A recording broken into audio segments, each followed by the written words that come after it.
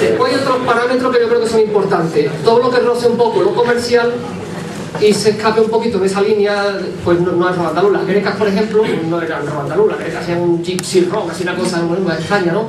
Parte de los eran más purista del flamenco. Todo lo que sea flamenco puro no es rock andaluz, le falta la base de rock. O por ejemplo el barrio, que está ahora muy de moda. El barrio dice que es la mamá del rock andaluz y eso, pero bueno, no tiene la misma esencia que entonces tenía las bandas de rock, que se llevaban mucha más fuerza, ¿no? Y voy a sacar varios ejemplos para mí que son un poco las que decimos, ¿lo metemos o no lo metemos en el rock andaluz? Porque hay muchos que están justo en el hilo, en la cuerda floja de si estamos. Vamos a sacar algunos discos. ¿Has traído todos? No, he traído cosas que yo creo que son un poco cuestionables, ¿no? Felipe Campuzano toca el piano andaluz, suena andaluz, ¿verdad? Pero aquí detrás no hay caña, Le falta la parte progresiva. le falta lo progresivo. Lo dejamos un poco fuera, yo creo que no es rock andaluz. Que toque el piano quiere decir que sea chorizo, ¿no? Adiós. No lo hemos entendido. Sí, porque dice que los que tocan el piano son delincuentes. Yo toco el piano. Loli y Manuel son de la tierra, muy flamencos, pero cuidado, que son muy peculiares. Participaron en muchos festivales de rock andaluz. Aquí toca Marco Platero, toca mucha gente de músicos, Antonio Smash. Esta gente sí estuvieron mucho más vinculada al movimiento, experimentaron. De hecho, Manuel estuvo también con los Smash. Para mí, esto, por ejemplo, que está en la cuerda floja, decimos de si sí o si no, para mí, Loli y Manuel sí es rock andaluz. Vamos a otro, ¿no? ¿Queréis más? Sí. Dolores. Pedro Ruiz Blas es un artista madrileño, un gran vocalista. Después se fue por la rama del jazz, pero este primer disco de Dolores, aquí está Andrés Olaegui de Guadalquivir, bueno, hay muchísimos músicos, está Llano Camacho. Esto tiene unos discos, unos temas de rock andaluz. Empieza el primer tema, La hija de los Montoya, ya se puede imaginar, ¿cómo se dice? Para mí sí es rock andaluz, por ejemplo, y está en Madrid, de hecho, no estaba en Andalucía. Otro ejemplo que es cuestión de, tampoco es cuestión de etiquetar, a lo mejor para unos sí y para otros no, O sea, por ir acotando y definiendo, mezcla flamenco con rock progresivo, no necesariamente hecho en Andalucía, con una señal de identidad propia. Hay cosas hechas aquí que se aproximan, pero no lo son. Efectivamente. Hay cosas muy cercanas al rock andaluz, pero no tienen ese sonido rock andaluz. Así que más o menos vamos definiendo, cercando un poco las características del movimiento y del sonido del rock andaluz. Entonces, con estas características, ¿cuál sería el primer grupo que podríamos decir que hace rock andaluz? ¿Pepe? Para mí, sin lugar a ninguna duda. Para mí la fórmula es ¿De qué año hablamos? del 74. Yo en 1974. Supongo que por ahí no. Hasta entonces todo lo que se ha hecho son precursores y no está definido todavía esas características, ¿no? ¿Tú estás de acuerdo? Yo discrepo. ¿Por qué? Yo discrepo. Triana sacó el disco El Patio, fue un hito. Fue puramente rock andaluz, fue un pelotazo. Pero para mí, antes hubo un embrión. El rock andaluz, yo, bajo mi punto de vista, salió en Sevilla. Por mucho que queramos el resto de las provincias andaluzas, allí fue donde estaba lo que entonces se llamaba el underground, cantaban en inglés, y aquello fue un poco la explosión de blues y rock. Pero en el año 70 hubo un grupo precursor, que para mí fue un límite de pasar del underground al rock andaluz, que se llamaba Nuevos Tiempos. Duraron 4 años, Que cantó el Jesús de la Rosa, de Triana, tenía de ahí de Nuevos Tiempos. Sí, pero tú me vas a disculpar. Ahí estaba Jesús de la Rosa, el bajista de Alameda, Claro. el queridísimo amigo Manolo Rosas.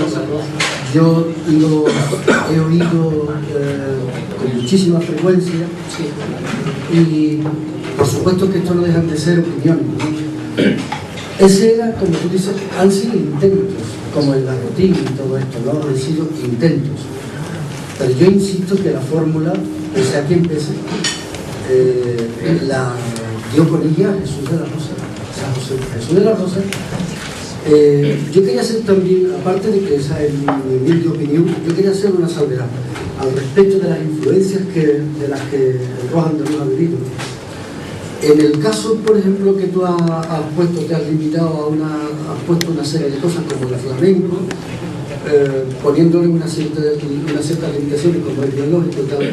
Pero no nos olvidemos una cosa, el rock andaluz, en el caso, por ejemplo, de Alameda, que es el grupo que lógicamente más conozco, tiene también mucha influencia, mucha, de la música nacionalista española. O sea, de los Albéniz, Granados, Fallo, tiene mucha influencia de eso, tiene mucha influencia del jazz, incluso yo diría que tiene mucha influencia de la copla.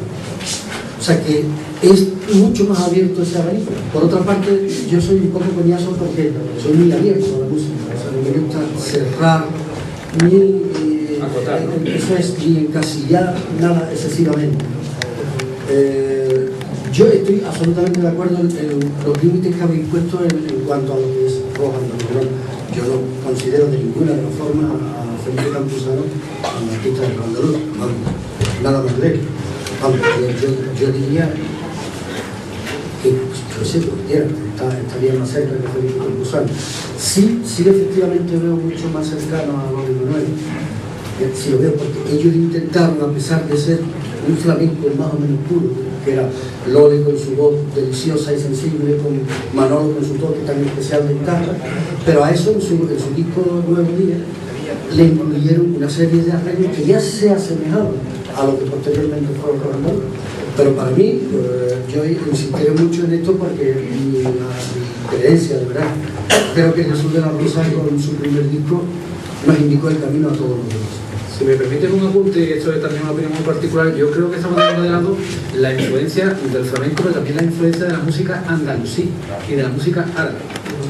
El rock sinfónico andaluz, el rock andaluz, un gran porcentaje de los grupos que hacen rock andaluz tienen el esquema y la construcción musical e incluso la escala de notas típica de la música andalusí, incluso música árabe, que habría que definir de qué parte, pero la tiene Triana, la tuvo Imán fundamentalmente, la ha tenido Cai, la tiene también algunas notas Alameda, y la tiene Guadalquivir, o sea que es una influencia que evidentemente habla del paso ancestral de civilizaciones por nuestra tierra y cómo el rock andaluz recoge esa influencia musical que se traslada después a unas determinadas partículas.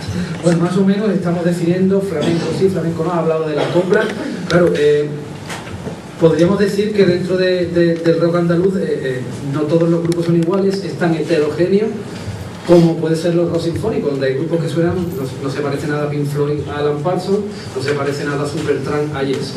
Pero sí podemos decir que hay como tres ramas principales, yo no sé si estáis de acuerdo, de las que parte el tronco inicial del rock andaluz. Una sería la más folclorista flamenca, que puede estar engendrada un poco o representada por Alameda, quizás por Triana, ¿no?